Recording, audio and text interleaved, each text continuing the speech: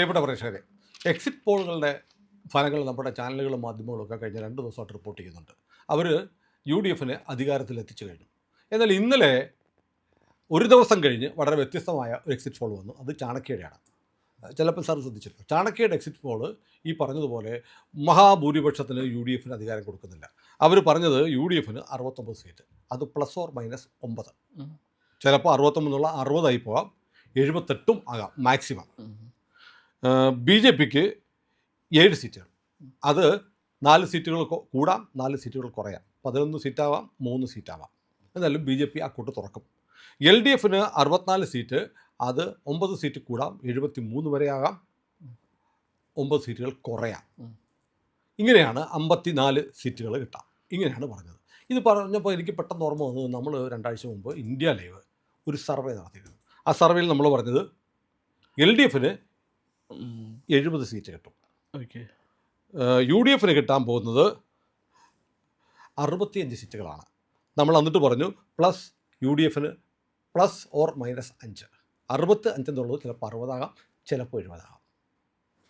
LDFന് 70 സീറ്റുകളാണ്, അത് പ്ലസ് ആവാൻ സാധ്യതയൊന്നുമില്ല, -5 വരെ പോകാം. അപ്പോഴും 65 സീറ്റുകൾ. ഏതാണ്ട് ചാണക്യ പറഞ്ഞ അതേ ഫിഗേഴ്സിലേക്കാണ് നമ്മളെത്തിയത്. അപ്പോൾ ഇത് മത്സരിക്കുമ്പോൾ LDF CPM 77 സീറ്റുകളിൽ മത്സരിച്ചു, കോൺഗ്രസ് 92 സീറ്റുകളാണ് മത്സരിച്ചത്. 92 സീറ്റുകളിൽ മത്സരിച്ച കോൺഗ്രസ്സിന് 46 സീറ്റുകളെ കിട്ടാൻ സാധ്യതയുള്ളൂ എന്ന് നമ്മൾ പറഞ്ഞു. അതിന് കാരണം കഴിഞ്ഞ 3 നിയമസഭാ തെരഞ്ഞെടുപ്പുകളിൽ കോൺഗ്രസ്സിന് കിട്ടിയത് പരമാവധി 40 സീറ്റുകളാണ്. 40 സീറ്റ് അവർ ക്രോസ് ചെയ്തിട്ടില്ല. അപ്പോൾ ഇത്തവണ 46 വരെയാണ് പരമാവധി കിട്ടാതെ. അവിടെ -5 എന്നുള്ള ഫാക്ടർ നമ്മൾ പറഞ്ഞിട്ടുണ്ട്, 41 ആവാം. CPMനെ സംബന്ധിച്ച് CPMന് 77 സീറ്റുകൾ മത്സരിച്ചു, 51 സീറ്റുകൾ വരെ കിട്ടാം. കാരണം കഴിഞ്ഞ 3 നിയമസഭാ തെരഞ്ഞെടുപ്പുകളിലെ പാറ്റേൺ എന്ന് പറയുന്നത് LDFന് ഷുവർ 60 സീറ്റുകളുണ്ട്. ഇതാണ് നമ്മൾ പറഞ്ഞത്. ബാക്കിയുള്ള കാര്യങ്ങൾ ഇപ്പോൾ LDFന് 14 സ്വതന്ത്രന്മാരുണ്ട് അതുകൂടാതെ. അപ്പോൾ കഴിഞ്ഞ പ്രാവശ്യം വന്ന ഫിഗർ എന്ന് പറഞ്ഞിട്ട് നമ്മളൊരു എക്സിറ്റ് പോൾ നടത്തിയിട്ടുണ്ട്. നമ്മളെ എക്സിറ്റ് പോൾ എന്ന് പറഞ്ഞാൽ നമ്മൾ വലിയ കോടികൾ ചെലവഴിച്ച് സർവേ ഒക്കെ നടത്തി എടുക്കുന്ന എക്സിറ്റ് പോളൊന്നും അല്ല. പക്ഷേ സാറിൻ്റെ ജീവിതത്തിൽ ഇതുവരെയുള്ള അനുഭവത്തിൽ ഏതെങ്കിലും ഒരു എക്സിറ്റ് പോളുകാരെ സാറിനെ വിളിച്ചിട്ട് അഭിപ്രായം ചോദിച്ചിട്ടുണ്ടോ? ഇല്ല സുനിൽ, എൻ്റെ അടുത്ത് ചോദിച്ചിട്ടില്ല. പ്രിയപ്പെട്ട പ്രേക്ഷകരെ, നിങ്ങളോട് ആരെങ്കിലും ചോദിച്ചിട്ടുണ്ടോ ഇന്ന് വരെ? ഏതെങ്കിലും ഈ എക്സിറ്റ് പോളുകൾ നടത്തുന്ന ഏതെങ്കിലും ഏജൻസി നിങ്ങളെ കണ്ടിട്ട് ആർക്ക് വോട്ട് ചെയ്തു എന്ന് ചോദിച്ചിട്ടുണ്ടോ? മഹാഭൂരിപക്ഷത്തിൻ്റെ ഉത്തരം നോ എന്നായിരിക്കും. സുനിൽ, ഒരു കാര്യം ഞാൻ ഒന്നുകൂടെ പറയാം.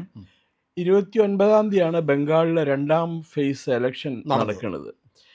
ഞാനിപ്പോൾ മലയാളം ചാനലുകൾ എന്താണ് പറയുന്നതെന്ന് അറിയാനായിട്ട് ട്യൂൺ ചെയ്തു. ഒരു മലയാളത്തിലെ ഒരു പ്രമുഖ ചാനൽ വാർത്താ അവതാരകൻ തിരുവനന്തപുരത്താണ്. അയാൾ പറയുകയാണ് കൽക്കത്തയിൽ ബംഗാളിലെ 2ാം ഫേസ് എലക്ഷൻ തുടങ്ങി, വളരെ വാശിയേറിയ തെരഞ്ഞെടുപ്പാണ് നടക്കുന്നത്, എല്ലാ പോളിംഗ് ബൂത്തിന് മുമ്പിലും വൻ ക്യൂ ആണ് കാണുന്നത് എന്നൊക്കെ പറഞ്ഞ് BJPക്ക് വലിയ സാധ്യതയില്ല എന്ന് പറഞ്ഞു കഴിഞ്ഞിട്ട് ഡൽഹിയിലുള്ള അവരുടെ ലേഖകൻ്റെ അടുത്ത് ചോദിക്കുകയാണ്, ഡൽഹി എന്ന് പറയുന്നത് എങ്ങനെയുണ്ട് ബംഗാളിലെ പോളിംഗ്. അപ്പോൾ ബംഗാളിലെ പോളിങ്ങിനെ കുറിച്ച് ഡൽഹിയിൽ എവിടെയോ ഒരു മൂലയ്ക്ക് നിന്നുകൊണ്ട് ഒരു കുഞ്ഞിരാമൻ എന്ന് പറയുകയാണ്, ഇങ്ങനെയാണ് ഇതാണ്. ഇതുപോലെയാണ് എക്സിറ്റ് പോൾ അല്ലേ സുനിൽ? തെരഞ്ഞെടുപ്പ് റിസൾട്ട് കവർ ചെയ്തിട്ടില്ല, എത്രയോ തവണ പോയിട്ടുണ്ടാവും, യാത്ര ചെയ്ത് കഷ്ടപ്പെട്ട് ബുദ്ധിമുട്ടി, കാറും സംവിധാനങ്ങളൊന്നും ഇല്ലാത്ത കാലം മുതൽ 97 മുതൽ. ഞാൻ ചന്ദൻ മിത്ര, ഞങ്ങളുടെ പൈനീറിലായിരുന്നു, ചന്ദൻ മിത്ര അളിക്ക് എന്താ പറയുക ഫോണിൽ വിളിച്ചിട്ട് ഓരോ കാര്യം പറയാം. അപ്പോഴേ എൻ്റെ അടുത്ത് പറഞ്ഞു, താനൊരു കാര്യം ചെയ്യണം, എപ്പോഴും ഇലക്ഷൻ കവറേജിന് പോകുമ്പോൾ ഗ്രാമങ്ങളിൽ കൂടിയൊക്കെ യാത്ര ചെയ്യണം, അവിടുത്തെ ആൾക്കാർ ചായക്കടയിൽ പോയിരുന്ന് ചായ കുടിച്ചിട്ട് അവരുമായിട്ട് വർത്താനം പറയണം, അപ്പോൾ നമുക്ക് കിട്ടും അസസ്മെന്റ്, നമ്മുടെ അസസ്മെന്റ് എന്തായിരിക്കും നമുക്ക് ട്രൂ ആൻഡ് ഫൈനൽ. അപ്പോൾ നമ്മൾ പറഞ്ഞു വന്നത് എക്സിറ്റ് പോളുകളുടെ ഫലമൊക്കെ വന്നിട്ട് ജയിക്കുമെന്ന് ഉറപ്പിച്ചിരിക്കുന്നവരും തോൽക്കുമെന്ന് കരുതുന്നവരും ഓർക്കേണ്ട ഒരു കാര്യമുണ്ട്, നമ്മളിൽ ഭൂരിപക്ഷത്തിൻ്റെ അടുത്തും ഒരു എക്സിറ്റ് പോളുകാരും ഇന്ന് വന്നിട്ട് ചോദിച്ചിട്ടില്ല. അപ്പോൾ പിന്നെ എങ്ങനെയാണ് ഈ എക്സിറ്റ് പോളുകൾ ഉണ്ടാക്കുന്നത്? പടച്ച നമ്പുരാരും മാത്രം അറിയാം. തമിഴ്നാട്ടിലെ ഒരു എക്സിറ്റ് പോൾ കണ്ടില്ലേ, വിജയ്ക്ക് 98-നും 120-നും സീറ്റ് കിട്ടും. അത് കേട്ടിട്ട് വിജയ് ബോധം കെട്ടി വീണുന്നാണ് പറഞ്ഞത്. ഏതായാലും നമ്മുടെ എക്സിറ്റ് പോൾ എന്ന് പറയുന്നത് അങ്ങനെയല്ല. നമ്മൾ പ്രധാനമായിട്ടും ആശ്രയിച്ചത്, സത്യം പറയാം, കേരളത്തിലെ പ്രധാനപ്പെട്ട 3 രാഷ്ട്രീയ പാർട്ടികൾ CPM, BJP, കോൺഗ്രസ്, ഇവർ തെരഞ്ഞെടുപ്പിന് ശേഷം ബൂത്ത് തലങ്ങളിൽ നിന്ന് വരെ കിട്ടിയ പട്ടിക ഉണ്ടാക്കി വെച്ചിട്ട് അവർ ജയിക്കുന്ന മണ്ഡലങ്ങളിൽ ലിസ്റ്റ് ഉണ്ടാക്കിയിട്ടുണ്ട്. അതായത് ഒരുപക്ഷെ കേരളത്തിൽ ആദ്യമായി മണ്ഡലങ്ങൾ എടുത്ത് ഇന്ന മണ്ഡലങ്ങളിൽ ഇന്ന ആളുകൾ ജയിക്കും എന്ന് പറയുന്ന തരത്തിലുള്ള ഒരു എക്സിറ്റ് പോൾ ഫലം നമ്മളിപ്പോൾ പറയാൻ പോകാം. അങ്ങനെ ആരും പറഞ്ഞിട്ടുണ്ടാവുന്നില്ല, എനിക്ക് തോന്നുന്നില്ല. അപ്പോൾ ഏതായാലും ഇത് പറയുമ്പോൾ വളരെ പ്രധാനപ്പെട്ട ഒരു കാര്യം, ഇത് രാഷ്ട്രീയ പാർട്ടികൾ അവരുടെ കണക്കുകൂട്ടലിൽ നിന്നുണ്ടാക്കിയ പട്ടിക.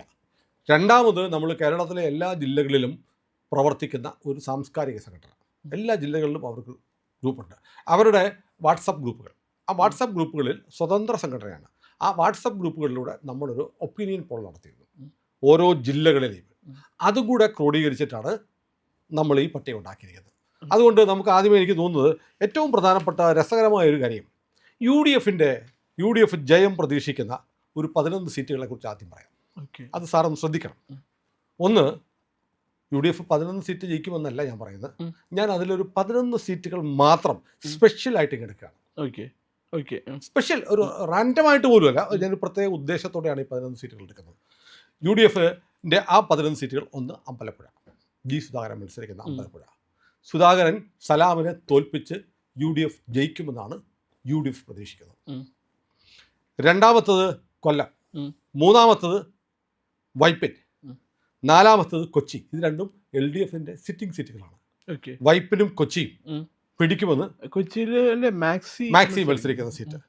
മണലൂർ, കുന്നമംഗലം, വടക്കാഞ്ചേരി, കുന്നത്ത് നാട് UDF ജയിക്കുമെന്ന് അവർ കരുതുന്നു.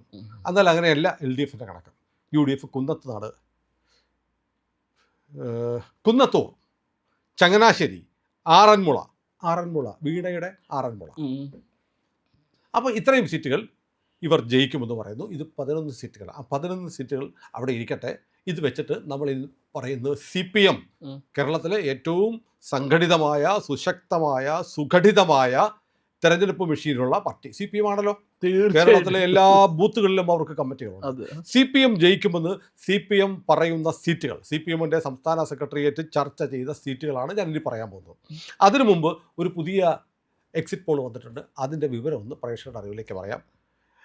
പീപ്പിൾസ് ഇൻസൈറ്റ് എന്ന് പറയുന്ന ഒരു ഗ്രൂപ്പ്, വലിയ ശക്തമായ ഗ്രൂപ്പൊന്നുമില്ല, വലിയ മാധ്യമ സ്വാധീനമൊന്നുമില്ല, പക്ഷേ അവർ ഒരു സർവേ നടത്തി അവരുടെ ഫലം ഇപ്പോൾ വന്നിട്ടുണ്ട്. നമ്മുടെ മാധ്യമങ്ങളൊന്നും കവർ ചെയ്തില്ല. അതുകൂടെ പറയാം. UDFന് 66 മുതൽ 76 സീറ്റുകൾ വരെ കിട്ടും എന്നാണ് പീപ്പിൾസ് ഇൻസൈറ്റ് പറയുന്നത്. 40.58% വോട്ടുകൾ UDF നേടുമെന്ന് പീപ്പിൾസ് ഇൻസൈറ്റ് പറയുന്നു. LDFന് 58 മുതൽ 68 സീറ്റുകൾ വരെ. നമ്മൾ നേരത്തെ പറഞ്ഞ ഏതാണ്ട് ഫിഗറിനടുത്ത് വരുന്നുണ്ട്. 38.74% എന്ന് പറഞ്ഞാൽ LDFും UDFും തമ്മിൽ കഷ്ടിച്ച് 1.5% വ്യത്യാസം വരും.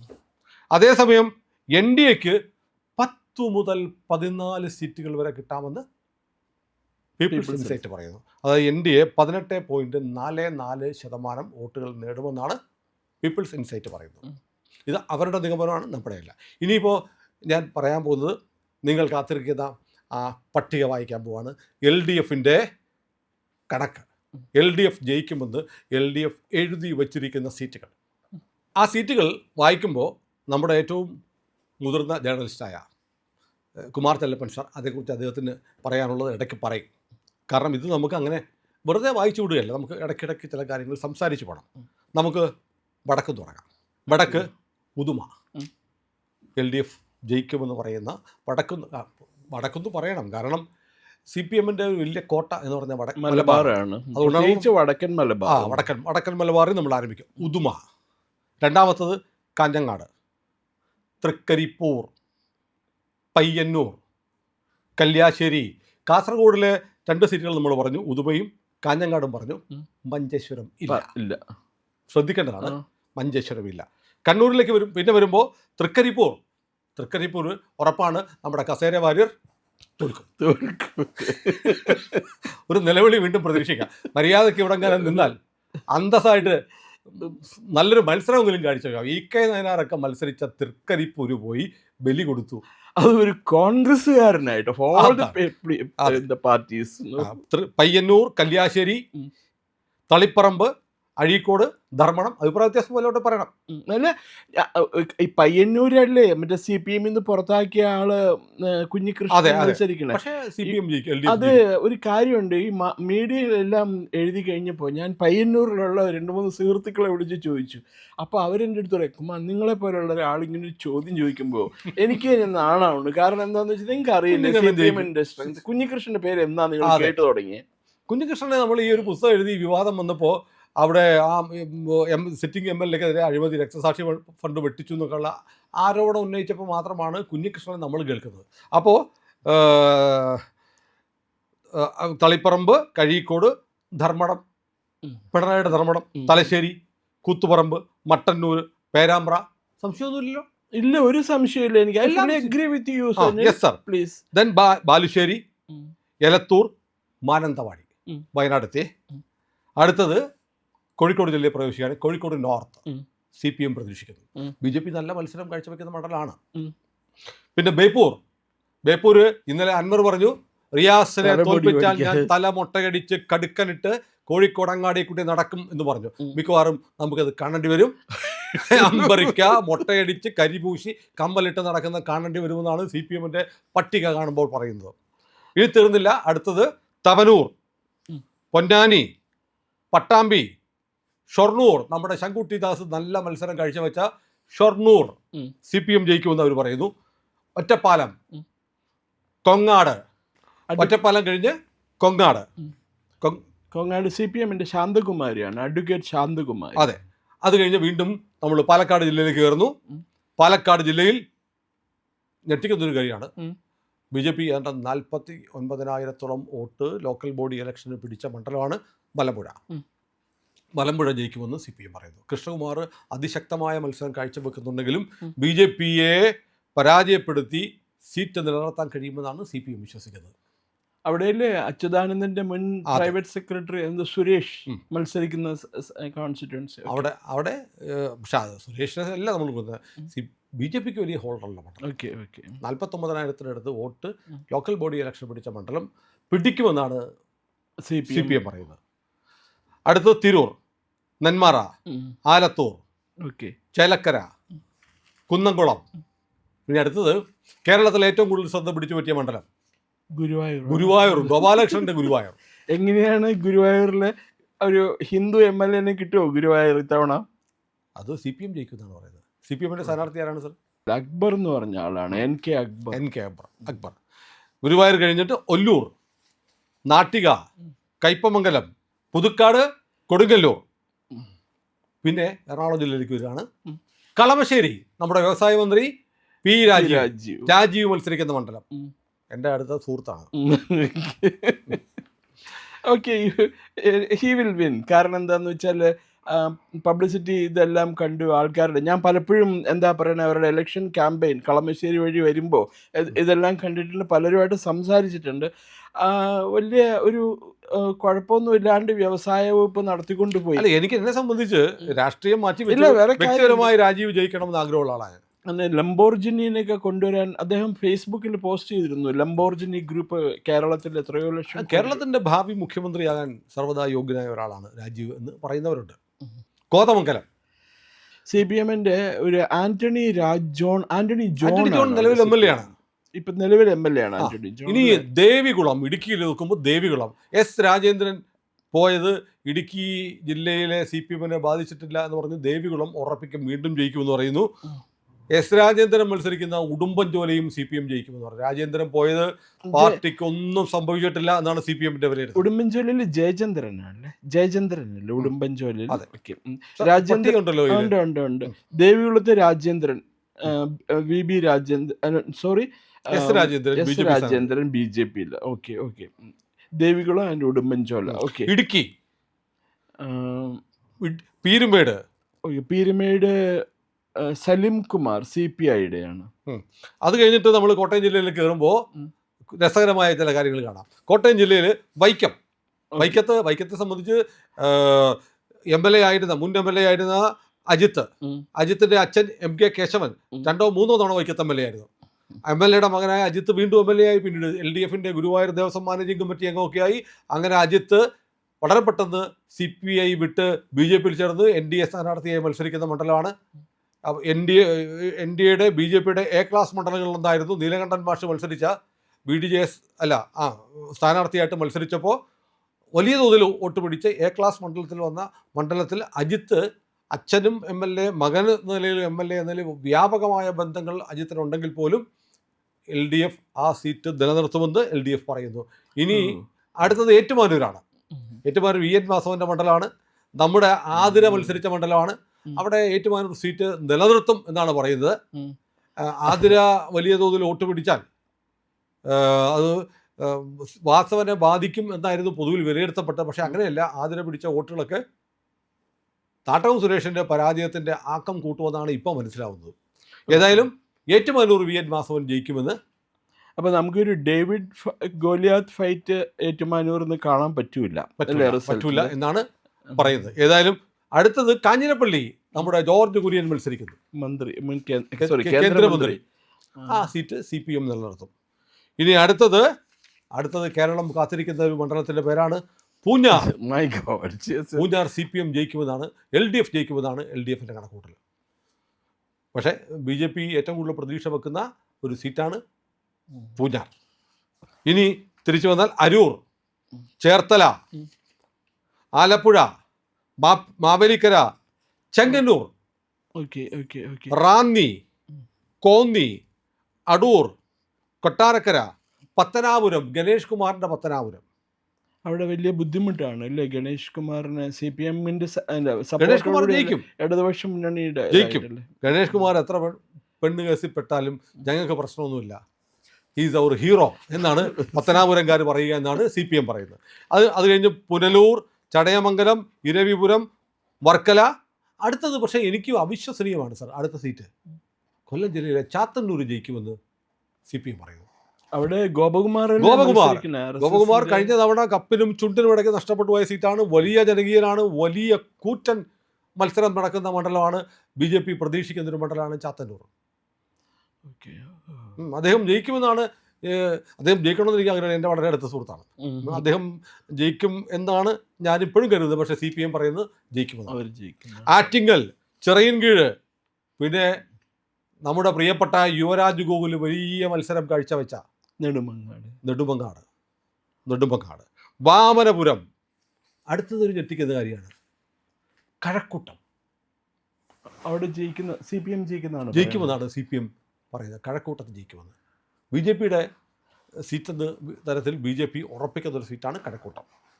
നെയ്യാറ്റിൻകര, കാട്ടാക്കട, അരുവിക്കര, പാറശാല.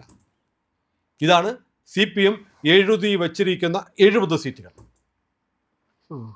ഇതിൽ നമുക്കൊരു 3-4 സീറ്റുകളിലെ അഭിപ്രായ വ്യത്യാസം. എനിക്ക് ഈ പറഞ്ഞ പോലെ ഗോപകുമാർ മത്സരിച്ച് ജയിക്കും തന്നെയാണ് ഞാൻ ഇപ്പോഴും കരുതുന്നത്. ചാത്തന്നൂര്, കഴക്കൂട്ടം, പൂഞ്ഞാർ തുടങ്ങിയ മണ്ഡലങ്ങളെ കുറിച്ച് നമുക്ക് ചില അഭിപ്രായ വ്യത്യാസങ്ങൾ. പക്ഷേ ഈ ലിസ്റ്റിനകത്ത് സാർ കുന്നത്ത് നാടില്ല. CPM ഏതാണ്ടത് അവർക്ക് മനസ്സിലായി, ഇടതുപക്ഷ മുന്നണിക്ക് കിട്ടില്ല എന്ന് മനസ്സിലായി. പക്ഷെ ആ കുന്നത്ത് നാട് നമ്മൾ നേരത്തെ ഞാൻ ആദ്യം എടുത്ത ഒരു 11 സീറ്റുകൾ UDF പറഞ്ഞ 11 സീറ്റുകളുണ്ടല്ലോ, ആ 11 സീറ്റുകളിൽ സജീന്ദ്രൻ ജയിക്കും, സജീന്ദ്രൻ ഒരു ചാൻസ് കിട്ടും എന്ന് കരുതിയിട്ട് അവിടെ ഈ പറഞ്ഞ പോലെ 2020യുടെ സ്ഥാനാർത്ഥിയും ശ്രീനിജനും തമ്മിലുള്ള ഫൈറ്റിനിടയ്ക്ക് സജീന്ദ്രൻ ജയിച്ചു പോകുമെന്നാണ് UDF കരുതുന്നത്. അത് എന്താണെന്നറിയോ സുനിൽ, അവിടെ നല്ലൊരു മുസ്ലിം വോട്ട് പെർസെൻറ്റേജ് ഉണ്ട് കുന്നത്തുനാട്. ഡെമോഗ്രഫി എടുക്കുകയാണെങ്കിൽ മുസ്ലിംസ് അവിടെ വളരെ കണ്ടുപോകാനുണ്ട്. അപ്പോൾ അവരുടെ വോട്ട് മുഴുവൻ, അവർ മുസ്ലിംസ് മുഴുവൻ UDFനാണല്ലോ ഇത്തവണ വോട്ട് ചെയ്തിരിക്കണം. അപ്പോൾ അങ്ങനെ ആ ഒരു ഘടകമായിരിക്കും അവർക്ക് ഈ രീതിയിൽ ചിന്തിക്കാനായിട്ടുള്ള ഒരു ശക്തി കൊടുക്കുന്നത്. പക്ഷേ ഇത് പറഞ്ഞത്, ഇതിപ്പോൾ നമ്മൾ ഈ പേര് പറഞ്ഞല്ലോ, പ്രിയപ്പെട്ട പ്രേക്ഷകരെ നിങ്ങൾ എണ്ണിയോ ഇത് എത്ര സീറ്റുണ്ടെന്ന് അറിയാമോ? 70 സീറ്റുകൾ. ഓക്കെ, 70 സീറ്റ് CPM അവർ എഴുതി തയ്യാറാക്കി വെച്ചിരിക്കുകയാണ്. CPM 70 സീറ്റുകൾ ഞങ്ങൾ ജയിക്കുമെന്ന്. ഈ പട്ടിക കേട്ടിട്ട് ഇതിൽ എത്ര സീറ്റുകൾ CPM അല്ലെങ്കിൽ LDF തോക്കുമെന്ന് നിങ്ങൾക്ക് തോന്നുന്നുണ്ട്? വളരെ കുറച്ച്, അത് വളരെ കുറച്ച്. സുനിൽ പറയുന്നത് പോലെ ഏറ്റവും കൂടുതൽ ബൂത്ത് ലെവൽ വർക്ക് നടക്കുന്നത് CPM-കാരാണ് ചെയ്യണം മുഴുവൻ. ഇപ്പോൾ ഞാൻ കണ്ടിട്ടുണ്ട് പെരുമ്പാവൂരൊക്കെ അങ്കമാലിയിലൊക്കെ CPM-ന്റെ ആൾക്കാർ വോട്ട് ചെയ്യാൻ ബൂത്തിൽ പോയിട്ടില്ല എങ്കിൽ അവർക്ക് അപ്പൊ തന്നെ ലിസ്റ്റ് കൊടുത്ത ആളെ പോയി വിളിച്ചോണ്ട് വരുന്ന സംവിധാനം. അതെ, വൈകുന്നേരം വോട്ട് ചെയ്തിട്ടില്ലെങ്കിൽ അവർ വിളിച്ച് ചോദിക്കുക, അന്വേഷിക്കുക എന്തുകൊണ്ടാണ് നിങ്ങൾ വോട്ട് ചെയ്യാൻ. പക്ഷേ വേറെ കാര്യമുണ്ട്, ഈ കണക്കൊക്കെ ഉണ്ടായിട്ടും കഴിഞ്ഞ പ്രാവശ്യമൊക്കെ തോറ്റുപോയി. കാരണം താഴെ തട്ടി നിന്ന് കള്ളക്കണക്ക് എഴുതി കൊടുത്തു. തോറ്റുപോകുന്ന എഴുതിയാൽ നടപടി വരുമെന്ന് മേടിച്ച് കള്ളക്കണക്ക് കൊടുത്തിരുന്നു. പക്ഷേ എന്തെങ്കിലും ആവട്ടെ, CPM-ന് വലിയ ആത്മവിശ്വാസമുണ്ട്. ആത്മവിശ്വാസമുണ്ട് കാരണം അവർ താഴെത്തട്ടിൽ നിന്ന് കിട്ടിയ ഇങ്ങനെ ഒരു കണക്ക് കിട്ടാനുള്ള സംവിധാനമൊന്നും കോൺഗ്രസിനില്ല. കോൺഗ്രസിനില്ല, to a certain extent BJP കേരളത്തിലില്ല. അപ്പോൾ ഏതായാലും ഈ കണക്കുകൾ ഇങ്ങനെ പറയുന്നു, ഇതാണ്. അപ്പോൾ ഇതിനകത്ത് ഈ 70 സീറ്റുകൾ, അതിലൊരു 5 സീറ്റ് പോട്ടെ. ഇനി ഞാൻ നേരത്തെ എടുത്ത് മാറ്റിവെച്ച 11 സീറ്റുകൾ എടുക്കുകയാണ്. ഇതിൽ 5 സീറ്റ് പോട്ടെ. അപ്പോൾ 65 സീറ്റ് CPM-ന്, LDF-ന്. നേരത്തെ പറഞ്ഞ അമ്പലപ്പുഴ G സുധാകരൻ ജയിക്കുമെന്ന് ഞാൻ വിശ്വസിക്കുന്നില്ല ഇപ്പോഴും. G സുധാകരൻ ജയിക്കാനുള്ള സാധ്യത കുറവാണെന്ന് വ്യക്തിപരമായി അമ്പലപ്പുഴ മണ്ഡലമൊക്കെ ആയിട്ട് ബന്ധപ്പെട്ട് സംസാരിച്ചതിൻ്റെ അടിസ്ഥാനത്തിൽ എൻ്റെ ഒരു ധാരണ അതാണ്. അങ്ങനെയാണെങ്കിൽ ആ സീറ്റ് എച്ച് സലാമിന് തന്നെ പോകും. അതെ. അപ്പോൾ ഇവിടെ കുറയ്ക്കുന്ന 5 സീറ്റിൽ ഒരെണ്ണം ഇവിടെ മേക്കപ്പ് ചെയ്യും. ഇനി വൈപ്പിൻ CPM-ന്റെ സിറ്റിംഗ് സീറ്റാണ്.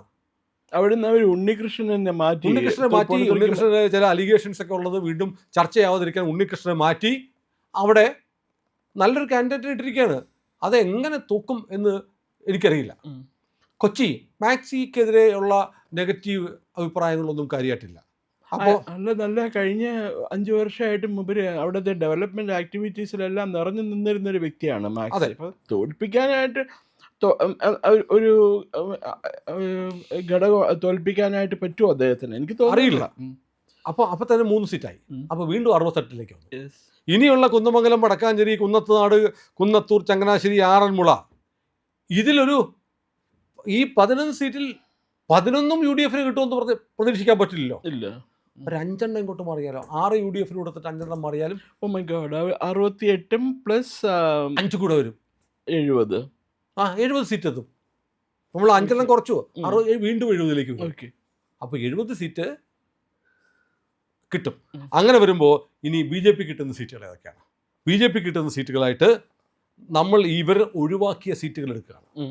CPM ഒഴിവാക്കിയ സീറ്റുകൾ.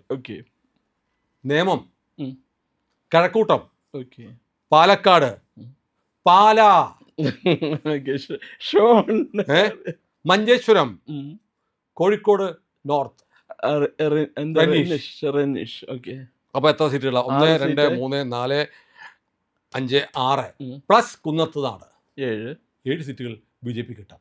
അപ്പോൾ സംഭവിക്കാൻ പോകുന്നത് 70 സീറ്റുകൾ CPM-ന്, LDF 7 സീറ്റ് BJP, ബാക്കി 77 കഴിഞ്ഞിട്ട് ബാക്കിയുള്ള 63 സീറ്റുകളിലേക്ക് UDF ചുരുങ്ങും എന്നാണ് ഈ കണക്ക് വെച്ച് നോക്കുമ്പോൾ പറയുന്നത്.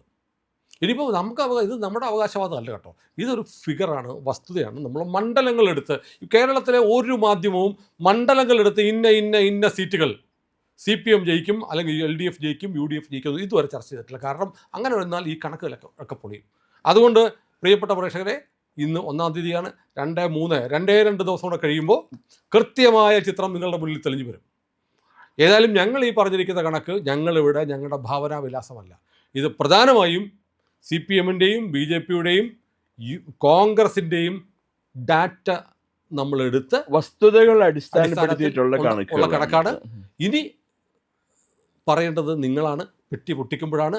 നമ്മൾ പറഞ്ഞു കഴിഞ്ഞു ആര് ജയിക്കും, കേരളം ആര് ഭരിക്കും എന്നതിൻ്റെ ഉത്തരം ഇതിലുണ്ട് എന്ന് ഞങ്ങൾ കരുതുന്നു. അല്ലേ സാർ? അങ്ങനെ പറയാം. അതെ, തീർച്ചയായിട്ടും. അല്ല, ഞാൻ ഇപ്പോഴും ഒരു കാര്യം പറയുന്നുണ്ട് സുനിൽ. ഈ CPM-ന്റെ നേതൃത്വം പുലർത്തുന്ന നിശബ്ദത, അതിന് വളരെയധികം അർത്ഥമുണ്ട്. അവരെന്തോ ഉള്ളിൽ കണ്ടിട്ടുണ്ട്. അതല്ലെങ്കിൽ ഇവരോടൊപ്പം ഇവർ 115 സീറ്റ് കിട്ടുമെന്ന് പറഞ്ഞു, അവർ മിണ്ടിയിട്ടില്ല. CPM ഇന്നേ വരെ ഞങ്ങൾക്ക് 100 കിട്ടില്ല, 115 കിട്ടില്ല, ഞങ്ങൾ ഭരിക്കുമെന്ന് പറഞ്ഞു. അല്ല, 70 സീറ്റ് കിട്ടിയാൽ 70 സീറ്റ് കിട്ടിയാൽ ഭരിക്കാൻ പറ്റുമോ എന്ന് ചോദിച്ചാൽ അവർക്ക് 65 ഉള്ളെങ്കിൽ ഭരിക്കാം. 70 സീറ്റ് കിട്ടിക്കഴിഞ്ഞിട്ടുണ്ടെങ്കിൽ UDF-ന്ന് ഇങ്ങടേക്ക് എന്താ പറയണ, ആവശ്യമില്ല. UDF-ന് ഈ 63 65 ഉള്ളെങ്കിൽ 70 കിട്ടുന്ന LDF-ന് ഭരിച്ചൂടെ? കുന്നത്തുനാട് MLA-ക്ക് എന്താ പറയണത്, ഇവരെ സപ്പോർട്ട് ചെയ്യാലോ വേണമെങ്കിൽ, ബിജു സോറി എന്താ ബാബു ദിവാകരന്. ഏതായാലും സാബു ജേക്കബിന് സമാധാനത്തോടെ ഉറങ്ങാം എന്ന് തോന്നുന്നു. He deserves 1 seat at least. കാരണം എന്താ വെച്ചാൽ ഈ ഒരു നിയോജക മണ്ഡലത്തിൽ, അസംബ്ലി നിയോജക മണ്ഡലത്തിൽ, ആ മണ്ഡലത്തിൻ്റെ വികസനത്തിന് വേണ്ടി ആദ്യമായിട്ട് കേരളത്തിൽ ഒരു ചരിത്രത്തിൽ ഒരു വികസന രേഖയുമായിട്ട് മുമ്പോട്ട് വന്ന അദ്ദേഹം. അത് മാത്രമല്ല, ഞാൻ അദ്ദേഹത്തിൻ്റെ ഒരു ഡെഡിക്കേഷൻ കണ്ടു. അതായത് അദ്ദേഹത്തിന് എനിക്കൊരു കാര്യത്തിന് വിളിക്കേണ്ട കാര്യമുണ്ടായിരുന്നു. ഗുഡ് ഫ്രൈഡേ, ദുഃഖ വെള്ളിയാഴ്ച ദിവസമാണ്.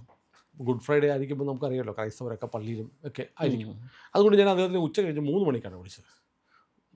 പുള്ളി എന്നോട് പറയാണ്, നിങ്ങൾ രാവിലെ വിളിക്കുമെന്ന് ഞാൻ ഓർത്തു. അപ്പോൾ ഞാൻ പറഞ്ഞു, ഞാൻ രാവിലെ വിളിക്കാതിരുന്ന മനഃപൂർവ്വമാണ്. കാരണം ഗുഡ് ഫ്രൈഡേ അല്ലേ. ഗുഡ് ഫ്രൈഡേ ഞാൻ രാവിലെ 7 മണി തൊട്ട് വീട് കയറുകയാണ്. അതായിരുന്നു അതേ ആ മണ്ഡലത്തിലെ എല്ലാ വീടും കയറി. കാരണം സാബു ജേക്കബിൻ്റെ പ്രസ്റ്റീജ് ഇഷ്യൂ ആണ് കുന്നത്തുനാട് ജയിക്കുക. അപ്പോൾ നമ്മൾ ഈ പറഞ്ഞ പോലെ പ്രേക്ഷകരുടെ അറിവിലേക്കായി LDFും UDFും എത്ര സീറ്റുകളിൽ മത്സരിച്ചു, ഓരോ പാർട്ടിയും എത്ര സീറ്റുകൾ മത്സരിച്ചു എന്നതുകൂടി ഒന്ന് പറഞ്ഞിട്ട് നമുക്കിത് വൈൻഡപ്പ് ചെയ്യാം. UDFിൽ Congress 92 seat, Muslim League 26 seat, Kerala Congress 8 seat, RSP 4, CMP 1, DCK 1, Kerala Congress Jacob നമ്മുടെ Anoop 1 seat, AITC 1 seat, RMP 1, സ്വതന്ത്രർ 5. LDFിൽ CPM 77 seat, CPI 21 seat, Kerala Congress Kerala Congress Kerala Congress എന്ന് പറഞ്ഞപ്പോൾ ജോസഫ് ആണല്ലോ official party. Kerala Congress 12 seat, ISJD 3 seat, NCP 3 seat, RJD 3 seat, ബാലകൃഷ്ണപിള്ളയുടെ പാർട്ടി അതായത് Ganesh Kumar 1, RSPL 1, Indian national league 1, Congress S1, പിന്നെ 11 സ്വതന്ത്രന്മാർ. ഈ 11 സ്വതന്ത്രന്മാരിൽ 6 പേർ ജയിച്ചു വരും എന്നാണ് നമ്മൾ നേരത്തെ പറഞ്ഞത്. അതിൽ 2 പേര് ഖത്തറിയ ചിഹ്നത്തിൽ മത്സരിക്കുന്ന നല്ല ഒന്നാന്തരം സുഡാപ്പികളുമാണ്, SDPക്കാരാണ്. അതിലൊരാൾ SDPയുടെ സ്ഥാനാർത്ഥിയായിട്ട് മുമ്പ് മത്സരിച്ച ആളുമാണ്. അതൊക്കെ നമ്മൾ മുമ്പ് പറഞ്ഞിട്ടുള്ളതുകൊണ്ട് ആവർത്തിക്കുന്നില്ല. ഏതായാലും ഇനി ഇതാണ് കേരളത്തിൻ്റെ തെരഞ്ഞെടുപ്പ് സംബന്ധിച്ച് നമ്മുടെ ഫൈനൽ ഫിഗർ ഒന്നോടെ റിപ്പീറ്റ് ചെയ്യണം സുനിൽ. UDF LDFിന് ഇത്ര, UDFിന് ഇത്ര, അതുകൂടി ഒന്ന് പറഞ്ഞിട്ട് വേണം മറ്റന്നാ എനിക്ക് പൊങ്കാലയിടാൻ. നമ്മൾ ആദ്യമേ പറഞ്ഞിട്ടുണ്ടല്ലോ, ഇതൊരു അസംഷനാണ്. ഇത് നമ്മളൊരു അസസ്മെന്റിന്റെ പുറത്ത് പറയുന്നതാണ്. അതുമാത്രമല്ല, വസ്തുതകളെ അടിസ്ഥാനമാക്കിയിട്ടുള്ള അസസ്മെന്റ്. ഇത് ഇവിടെ സുനിൽ എറണാകുളത്ത് ഇരുന്നുകൊണ്ട് എന്താ പറയുക, പയ്യന്നൂർക്കാരൻ്റെ ഇത് പറയണ അവിടുത്തെ പോളിങ്ങിനെ കുറിച്ചിട്ടല്ല പറയണ. Data is the. അതെ, കൃത്യമായി നമ്മൾ ഇത് രാഷ്ട്രീയ പാർട്ടികൾ തെരഞ്ഞെടുപ്പിന് ശേഷം ഉണ്ടാക്കിയ അവരുടെ പട്ടികയിൽ നിന്ന് നമുക്ക് ഏറ്റവും റിലയബിൾ ആയിട്ടുള്ള സോഴ്സിൽ നിന്ന് നമുക്ക് ഈ പറഞ്ഞ എല്ലാ പാർട്ടികളിലും നമുക്ക് വലിയ ആത്മബന്ധമുള്ള സംസ്ഥാന തലത്തിലുള്ള പ്രധാനപ്പെട്ട നേതാക്കന്മാരും ഒക്കെ ആയിട്ട് നമുക്ക് സൗഹൃദമുണ്ട്. ഈ സൗഹൃദത്തിൻ്റെ അടിസ്ഥാനത്തിൽ അവരോടുകൂടി സംസാരിച്ചിട്ട് നമ്മൾ ഉണ്ടാക്കിയ പട്ടികയാണ്. അതിനകത്ത് മാത്രമല്ല, നേരത്തെ പറഞ്ഞ പോലെയുള്ള 14 ജില്ലകളിലുള്ള ചില സ്വതന്ത്ര ആളുകളുടെ കൂട്ടായ്മ, വാട്സാപ്പ് കൂട്ടായ്മകളിൽ നിന്നും നമ്മളൊരു സർവേ നടത്തിയത്. അതാണ് അതിൻ്റെ അടിസ്ഥാനത്തിലാണ്. അപ്പോൾ 70 സീറ്റുകൾ LDFിന്, 6 സീറ്റുകൾ NDA, ബാക്കിയുള്ളത് UDF. ഇതാണ് ഈ നിമിഷവും നമുക്ക് ആവർത്തിക്കാറുള്ളത്. അവസാന നിമിഷവും ഇത് പറയാൻ അപാരമായ ചങ്കൂറ്റം വേണമെന്നൊക്കെ നിങ്ങൾ പറയും. എന്നാലും നമ്മൾ ഇത് പറയുകയാണ്. ബാക്കി മെയ് 4 കാണാം. ഒരു കാര്യം കൂടി ഒന്ന് സുനിൽ സൂചിപ്പിക്കണം. കാരണം ഈ അതിശക്തമായ ഭരണവിരുദ്ധ വികാരം കേരളത്തിലെ അങ്ങനെ വീശുകയാണെന്നാണ്.